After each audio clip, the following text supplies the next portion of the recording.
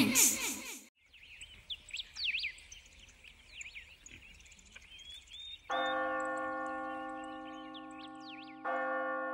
രണ്ടു മൂന്ന് ദിവസമായിട്ട് ആകെ എന്തോ ഒരു മടുപ്പ് പോലെ. അതെന്ത് പറ്റിയ ചായ? അറിയില്ല തോമസേ, ഒന്നിനും ഒരു ഉഷാറില്ല. ആഹാ, കൊള്ളാമല്ലോ. അച്ചായൻ ഇങ്ങനെ പറയുന്നത് ഞാൻ ആദ്യമായിട്ടാണ് കേൾക്കുന്നത്. എല്ലാവർക്കും എല്ലാ കാലവും ഒരേപോലെ തന്നെ ഇരിക്കാൻ പറ്റുമോ തോമസേ? ആ, എനിക്ക് കാരണം മനസ്സിലായി. എന്താ തോമസേ? ഈയിടെയായിട്ട് യാത്രകളോ വായനശാലയിലാണെങ്കിൽ പ്രത്യേകിച്ച് പരിപാടികളോ ഒന്നും ഇല്ലായിരുന്നല്ലോ. ഒരുപക്ഷെ അതിൻ്റെതാവാം ഈ മടുപ്പ്. ചിലപ്പോൾ അതാകാം തോമസേ. എന്നാൽ തൽക്കാലം നമുക്കൊരു യാത്ര പ്ലാൻ ചെയ്താലോ? വേണം തോമസേ, അത്യാവശ്യമായി എന്തെങ്കിലും ചെയ്തേ മതിയാവൂ. ഈ വിരസത സഹിക്കാൻ വയ്യ. അതിനെന്താ ചായ, 2 ദിവസം കഴിഞ്ഞാൽ ഞായറാഴ്ചയല്ലേ? നമുക്ക് അന്നത്തേക്ക് എന്തെങ്കിലും അറേഞ്ച് ചെയ്യാം. കുട്ടികൾ ഫ്രീ ആണ്, അവരെ വിളിക്കാം. എന്താ? ആ, നന്നായി തോമസേ. ഒരു മാറ്റം അത്യാവശ്യമായിരുന്നു. കുട്ടികളെ ഇക്കാര്യം ഞാൻ അറിയിച്ചോളാം. ഓ, ആയിക്കോട്ടെ ചായ. എന്നാ നമുക്ക് പിരിഞ്ഞാലോ? ശരിയാ ചായ.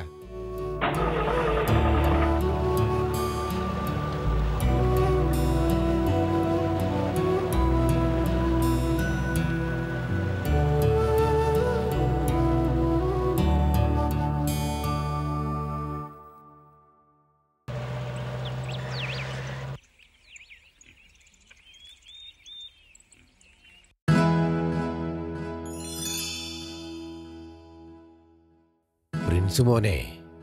വരുന്നു ഗ്രാൻഡ്പാ.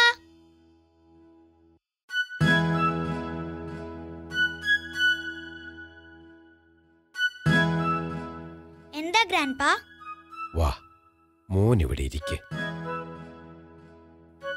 നിങ്ങൾ ഈ ഞായറാഴ്ച ഫ്രീ ആണോ? ഇതുവരെ ഒന്നും പ്ലാൻ ചെയ്തിട്ടില്ല. എന്താ ഗ്രാൻഡ്പാ? നമുക്കെന്നാൽ ഈ ആഴ്ച ഒരു ഔട്ടിങ്ങിന് പോയാലോ? ഹായ്, എവിടേക്കാ ഗ്രാൻഡ്പാ? അതൊന്നും പ്ലാൻ ചെയ്തില്ല പ്രിൻസ് മോനെ. തോമസ് അങ്കിളും നമ്മുടെ കൂടെ കാണും. ആഹാ, ബാക്കി കൂട്ടുകാരുടെയും കൂടി സൗകര്യം ഒന്ന് ചോദിക്കണേ. ഞാൻ ഗാർഡനിലേക്ക് പോകാൻ ഒരുങ്ങുകയായിരുന്നു ഗ്രാൻഡ്പാ.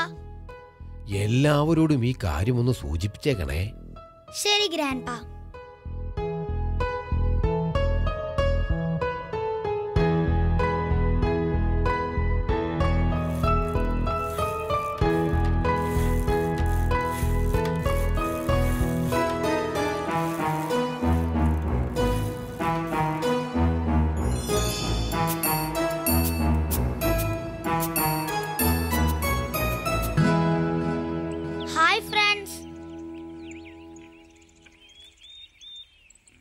പ്രിൻസേ, വാ, ഒരു കാര്യം പറയാം. എന്താ സ്റ്റെഫി? നമുക്ക് ഈ ഞായറാഴ്ച എവിടെയെങ്കിലും ഔട്ടിങ്ങിന് പോയാലോ? കർത്താവേ, ഇതെന്തൊരു അത്ഭുതം! ഞാൻ ഈ കാര്യം പറയാൻ വരുമായിരുന്നു. സ്റ്റെഫി ഇതെങ്ങനെ മനസ്സിലാക്കി? പ്രിൻസ്, ഈ സ്റ്റെഫിയെ പറ്റി പിന്നെ എന്താ വിചാരിച്ചത്? പ്രിൻസിന് തോന്നും ഇത് തോമസ് അങ്കിൾ പറഞ്ഞാണ് ഞങ്ങൾ അറിഞ്ഞതെന്ന്. പക്ഷേ അങ്ങനല്ല കേട്ടോ. ഹോ, നശിപ്പിച്ചു. ഇവനെ കൊണ്ട് ഞാൻ തോറ്റു. ഷടാ, തോമസ് അങ്കിൾ പറഞ്ഞെന്ന് ഞാൻ പറഞ്ഞു. നല്ല പ്ലാനിങ്. അതൊക്കെ പോട്ടെ. അപ്പോ സൺഡേ എന്താ പരിപാടി? അതൊന്നും തീരുമാനമായിട്ടില്ല. പക്ഷേ സൺഡേ യാത്ര കണ്ടേക്കും. ഏതായാലും ഞായറാഴ്ച വേറെ ഒന്നും കേറി ഏൽക്കാഞ്ഞത് നന്നായി. അതെ, ഇതുവരെ ഞാനും ഒന്നും ഏറ്റിട്ടില്ല. ഞാനിനി ഏൽക്കണോ വേണ്ടയോ എന്നാണ് ആലോചിക്കുന്നത്. നീ ഏറ്റോ. നീയില്ലെങ്കി കാറിൽ ഫുട്ബോൾ കളിക്കാനുള്ള സ്ഥലം കിട്ടും. അത് പറഞ്ഞപ്പോഴാ ഓർത്തത്. കാറിലാണല്ലോ അല്ലേ പോകുന്നത്? അതെ സ്റ്റെഫി. നമ്മൾ ഇതുവരെ ഔട്ടിങ്ങിനൊക്കെ പോയിട്ടുണ്ടെങ്കിലും തോമസ് അങ്കിളുടെ കൂടെ ആദ്യമായിട്ടാണ് ഔട്ടിങ്ങിന് പോകുന്നത് അല്ലേ? ശരിയാണല്ലോ. ഹോ, ഞായറാഴ്ച ഒന്ന് ആയാൽ മതിയായിരുന്നു. അടുക്കളയിലെ ഒരുമാതിരിപ്പെട്ട സാധനങ്ങളെല്ലാം തീരാറായല്ലോ അമ്മച്ചി. ഞാൻ ശ്രദ്ധിച്ചായിരുന്നു മോളെ. വാങ്ങേണ്ടവയുടെ ലിസ്റ്റും തയ്യാറാക്കിയിട്ടുണ്ട്.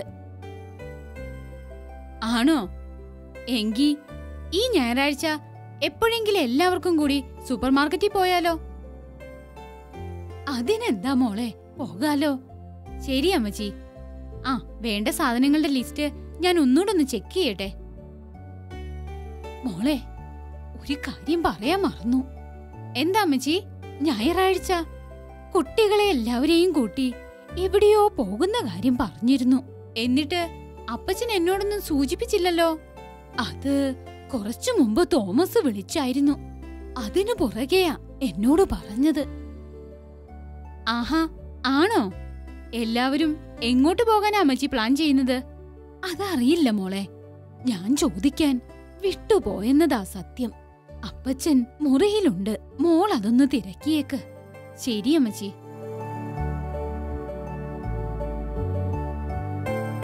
ആ, എന്നാ ശരി തോമസേ. അവിടുത്തെ കാര്യങ്ങൾ അല്പം കൂടി വ്യക്തത വരുത്തിയിട്ട് ഇന്ന് അറിയിക്കണേ.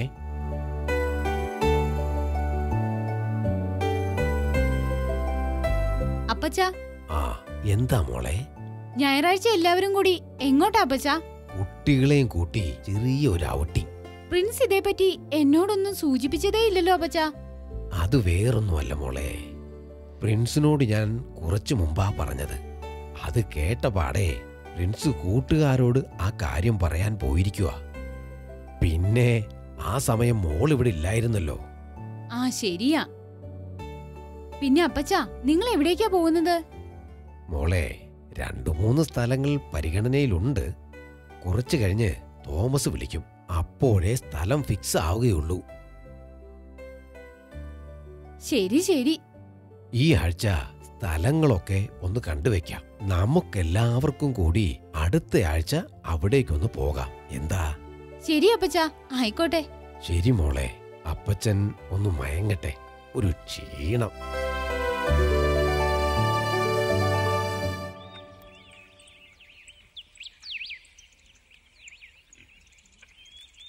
ടൂറ് പോകുമ്പോ എല്ലാവരും വേണം. അല്ലെങ്കിൽ ഒരു രസം ഉണ്ടാവില്ല. ശരിയാ. കഴിഞ്ഞ പ്രാവശ്യം നമ്മൾ പോയപ്പോൾ ആദമില്ലായിരുന്നല്ലോ. അതുകൊണ്ട് ആ യാത്ര എനിക്ക് അത്ര രസമായി തോന്നിയില്ല. ഇതൊക്കെ എന്ത്?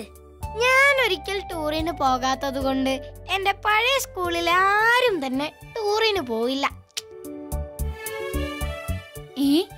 അങ്ങനെയൊക്കെ ഉണ്ടായിട്ടുണ്ടോ? പഴയ സ്കൂളിലെ സംഭവമാണ്.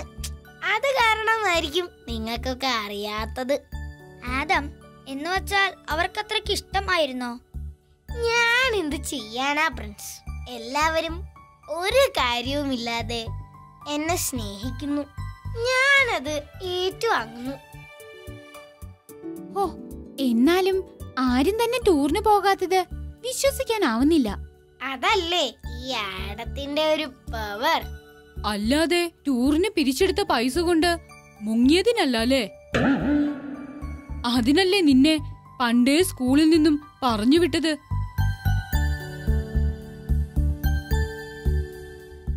എടാ ഭയങ്കരാ.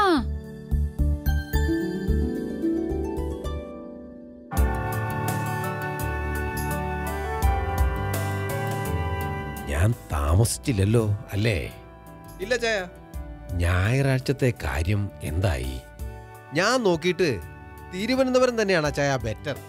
നമുക്ക് ഒരു ദിവസത്തിനുള്ളിൽ പോയി വരികയും ചെയ്യാം. ധാരാളം കാര്യങ്ങൾ കാണാനുമുണ്ട്.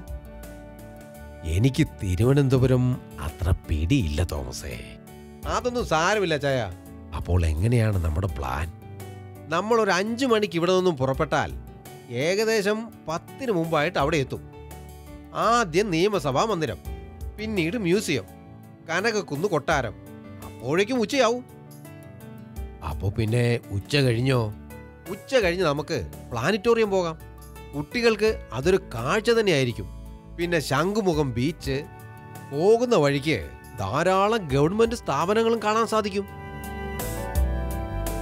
കുട്ടികൾക്ക് മാത്രമല്ല, നമുക്കും ഇതൊരു നല്ല ട്രിപ്പ് ആയിരിക്കുമല്ലേ തോമസേ? അതെ അച്ചായ. അപ്പോ കാര്യങ്ങൾ ഏകദേശം ഒരു തീരുമാനമായി അല്ലേ തോമസേ? അതെ അച്ചായ.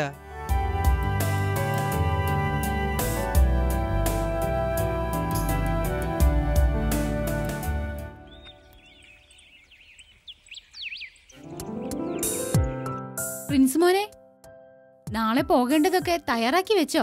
ഇല്ല മമ്മി, ഇന്നും കൂടി സമയമുണ്ടല്ലോ. മോനെ, നമ്മള് പുറത്തു പോകുമ്പോ ഒട്ടനവധി കാര്യങ്ങൾ ശ്രദ്ധിക്കാനുണ്ട്. അറിയാം മമ്മി, മമ്മി തന്നെ അത് ഒരിക്കലും പറഞ്ഞു തന്നിട്ടുണ്ട്. ആണോ? മിടുക്കൻ. ഞങ്ങൾ മാത്രം പോകുന്നതിൽ മമ്മിക്ക് വിഷമമുണ്ടോ? ആഹാ, അത് സാരല്ല. മോൻ പോയി എല്ലാം ഭംഗിയായി പഠിച്ച് മനസ്സിലാക്കി വാ. അതെന്തിനാ? നമ്മളെല്ലാവരും അടുത്തയാഴ്ച ഒന്നുകൂടെ ഈ പോകുന്നിടത്ത് എല്ലാം പോകും എന്നാ മോന്റെ ഗ്രാൻഡ്പ പറഞ്ഞത്. ആഹാ, ആണോ? അതുകൊണ്ട് എല്ലാം പഠിച്ചു മനസ്സിലാക്കണം കേട്ടോ. ശരി മമ്മി. എന്നിട്ട് മമ്മിക്കും ഗ്രാൻഡ്മയ്ക്കും കൂടി പറഞ്ഞു തരണം കേട്ടോ. എന്നാ പ്രിൻസ് മോൻ ചെന്ന് സാധനങ്ങൾ എടുത്തു വെക്ക്. ശരി മമ്മി.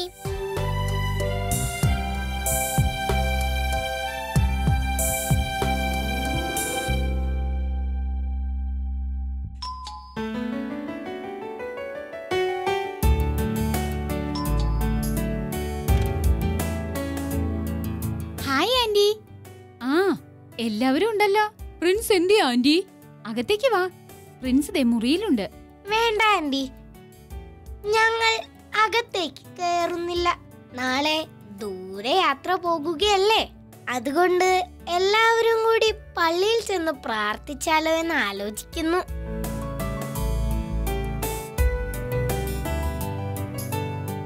നന്നായി മക്കളെ, ഞാൻ പ്രിൻസിനെ വിളിക്കാം. ദേ പ്രിൻസ് വന്നല്ലോ. എല്ലാവരും ഉണ്ടല്ലോ. വാ പ്രിൻസേ, നമുക്ക് പള്ളി വരെ ഒന്ന് പോയിട്ട് വരാം. ഇപ്പോഴോ? പോകുന്നതിന് മുമ്പായി നമുക്കൊന്ന് പ്രാർത്ഥിക്കാം. അത് ശരിയാ, നാളെ പോകാൻ പറ്റില്ലല്ലേ, അല്ലേ?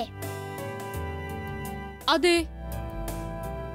എന്നാ വേഗം പോയിട്ട് വാ പ്രിൻസ് മോനെ. ശരി മമ്മി.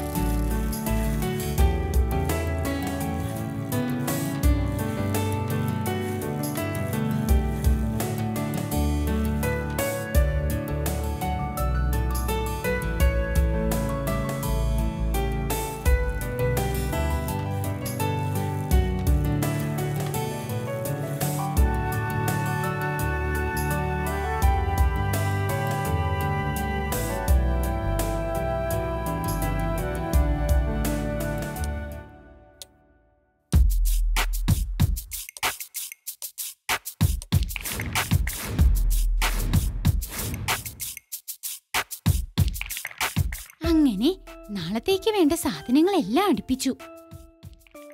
ഇനി വേറൊന്നുമില്ല. ഹോ, നാളെയൊന്ന് ആയാൽ മതിയായിരുന്നു. ഇത്രയും വലിയ വെള്ളക്കുപ്പി എടുക്കേണ്ട ആവശ്യമുണ്ടോ? കണ്ടിട്ട് ഏറ്റവും കൂടുതൽ ഭാരം ഇതിനാണെന്ന് തോന്നുന്നു. വേണ്ട, ചെറുതെടുത്താലെങ്ങാനും തികയാതെ വന്നാലോ? ഏതായാലും ഇത്രയും ഭാരമുള്ള വെള്ളക്കുപ്പി ചുവക്കുന്നതല്ലേ, ഇതിന്ന് ഒരു തുള്ളി ഞാൻ ആർക്കും കൊടുക്കില്ല. ആര് ദാഹിച്ചു വലഞ്ഞാലും കൊള്ളാം, ഇതിൽ നിന്ന് ഞാൻ ഒരാളെ കുടിക്കൂ. വെള്ളം ആവശ്യമുള്ളവർ വേണമെങ്കിൽ കൊണ്ടുവരട്ടെ. സമയം ഒത്തിരി ആയെന്ന് തോന്നുന്നു. കിടന്നേക്കാം.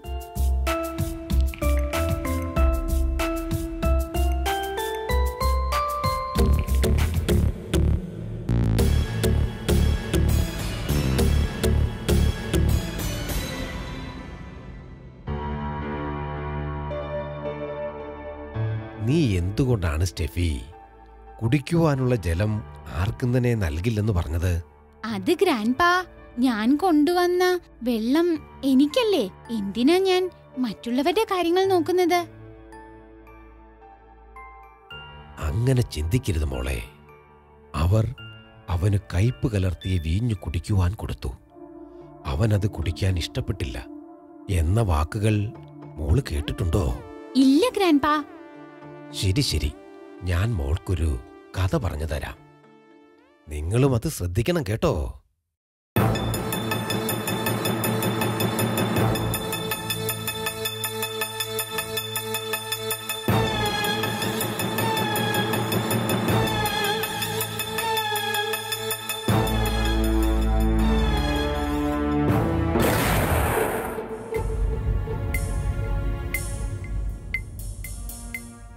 മഹാനായ അലക്സാണ്ടർ ചക്രവർത്തിയുടെ പടയോട്ടം നടക്കുന്ന കാലഘട്ടം.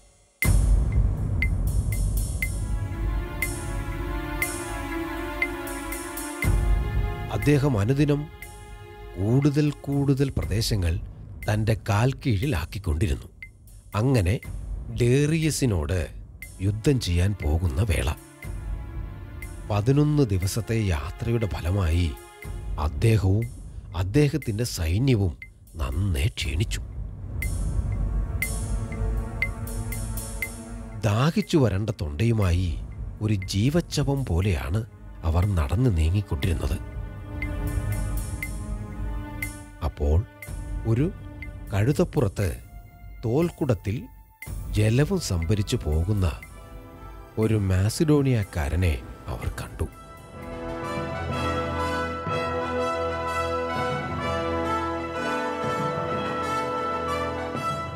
അവശനായ അലക്സാണ്ടർ ഈ ജലം ആർക്കു വേണ്ടിയാണ് കൊണ്ടുപോകുന്നതെന്ന് അയാളോട് ചോദിച്ചു.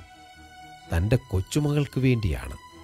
തിരുമേനിക്ക് ആവശ്യമെങ്കിൽ കുടിച്ചോളൂ എന്നയാൾ മറുപടിയായി പറഞ്ഞു. ചക്രവർത്തിക്ക് സന്തോഷമായി. അദ്ദേഹം തൻ്റെ ശിരോകവചം എടുത്ത് അതിനുള്ളിൽ ജലം നിറച്ച് കുടിക്കുവാനൊരുങ്ങി. അവശനായ തൻ്റെ അനുയായികളുടെ 1000 കണ്ണുകൾ ആ പാത്രത്തിലെ ജലത്തിൽ തെളിയുന്നതായി അദ്ദേഹത്തിന് തോന്നി.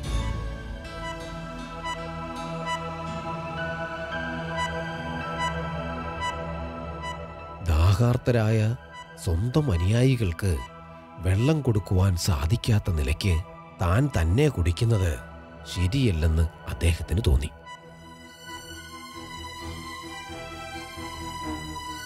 വെള്ളം തിരികെ കൊടുത്ത് അദ്ദേഹം പറഞ്ഞു, ഞാൻ ഈ ജലം കുടിച്ചാൽ അവശരായ ഈ ഭടന്മാർ തീർച്ചയായും തളർന്നു വീഴും. ചക്രവർത്തിയുടെ ത്യാഗം സൈന്യത്തിന് ആവേശം പകർന്നു.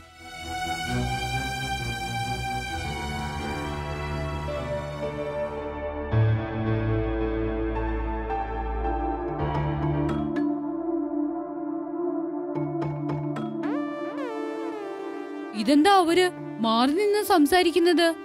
ഇനി എന്റെ കുറ്റം വല്ലതുമായിരിക്കുമോ? എന്നോട് ക്ഷമിക്കൂ ഗ്രാൻഡ്പാ. ഒരു കാരണവശാലും നീ വിഷമിക്കേണ്ട സ്റ്റെഫി.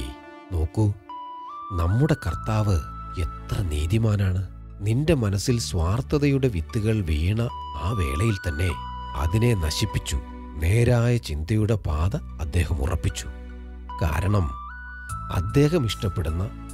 അദ്ദേഹത്തെ ഇഷ്ടപ്പെടുന്ന ആരും നല്ല മനസ്സിൽ നിന്നും വ്യതിചലിക്കാൻ അവിടുന്ന് ഇഷ്ടപ്പെടുന്നില്ല. നമുക്ക് അദ്ദേഹത്തോട് നന്ദി പ്രകാശിപ്പിക്കാം സ്റ്റെഫി.